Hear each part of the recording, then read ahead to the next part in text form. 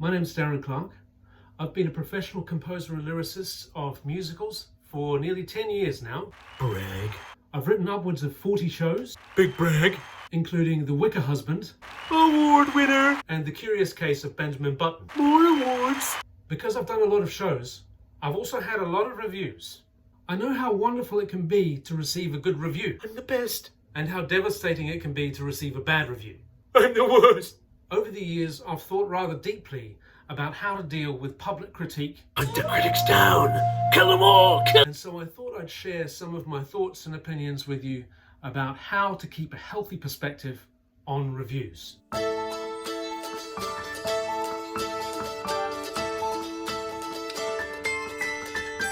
You see that lark I wove river reeds into each wing. Now whenever she flies, you can hear all her cries as the wind through the reeds makes her. Number one, remember, each reviewer is a person, not an organization. It wasn't The Guardian that said your work was terrible. It was some fellow named Michael. It wasn't the Evening Standard that thought you lacked vision. It was someone called Claire. But while it's useful for producers to be able to attach national publications to quotations, it might be a little bit less useful for you, Especially when they are less than positive. so try to ascribe them the weight they actually deserve.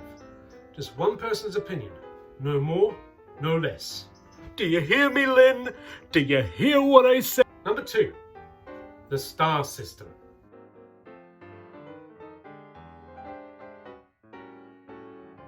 Remember that the star system is deeply flawed.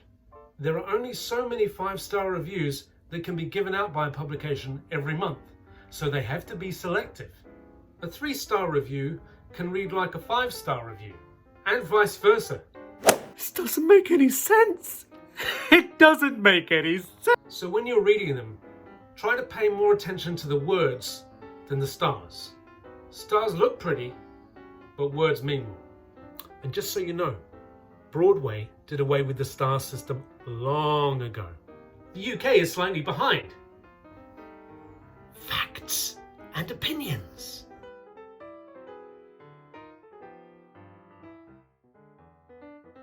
Number three, try and learn the difference between facts and opinions. No, they're not alternative facts, Donald. Ass.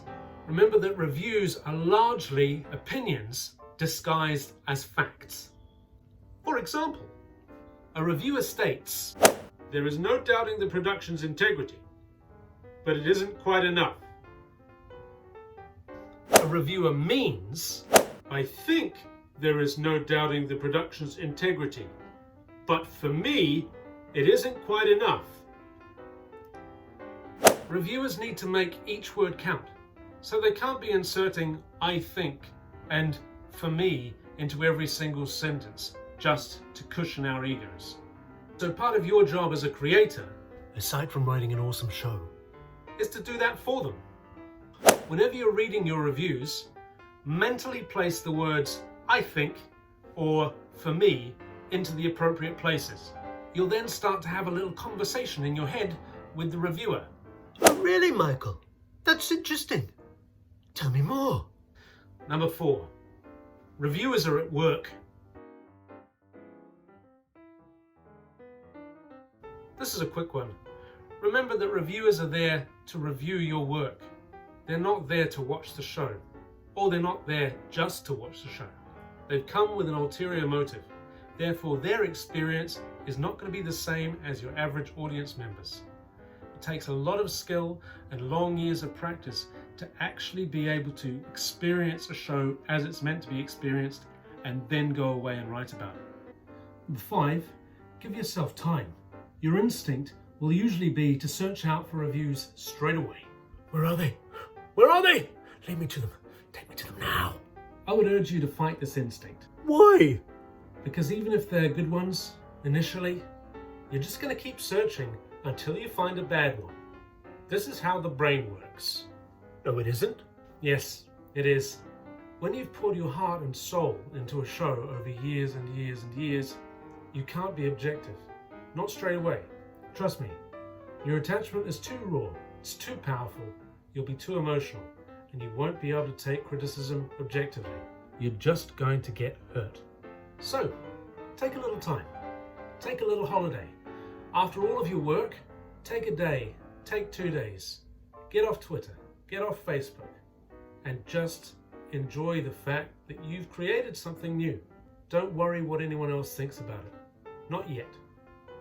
And during those 2 days, remind yourself of all of the techniques that I've told you about before, and prepare yourself for an emotional sting. It's going to hurt. It always does. But you can be ready for it. And finally, remember all of the things that I've told you about negative reviews and how to handle them apply to the positive ones too. You can't have it both ways.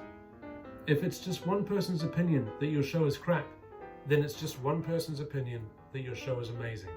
It's not The Guardian. It's not the Evening Standard. It's not Time Out. It's not the Telegraph. It's just some guy named Michael, or Claire, or Lynn.